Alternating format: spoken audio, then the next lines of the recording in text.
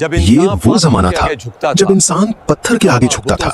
کعبہ جو حضرت ابراہیم علیہ السلام نے توحید کے لیے بنایا تھا بتوں سے بھر چکا تھا۔ 360 بت۔ لوگ کہتے تھے ہم ان کی عبادت صرف اس لیے کرتے ہیں تاکہ یہ ہمیں اللہ کے قریب کر دیں۔ بیٹیوں کو زندہ دفن کیا جاتا تھا اور بعد میں قرآن نے اس ظلم کو یوں بیان کیا، اور جب زندہ دفن کی گئی لڑکی سے پوچھا جائے گا کس گناہ میں اسے قتل کیا گیا، شراب فخر تھی، ظلم طاقت، خون ریزی روایت، نہ کوئی قانون نہ کوئی رہنما۔ پھر اسی اندھیرے میں ایک نور پیدا ہوا، نہ والد کا سایہ، نہ دولت، نہ لشکر، اور پھر بھی ان کا رب انہیں پوری کائنات کا رہنما بنانے والا تھا۔ وہ کبھی کسی بت کے سامنے نہیں جھکے، کبھی جھوٹ نہیں بولا۔ لوگ کہتے تھے ہم نے کبھی ان جیسا سچا اور امانت دار انسان نہیں دیکھا، اور ان کا نام ہے حضرت محمد صلی اللہ علیہ وسلم۔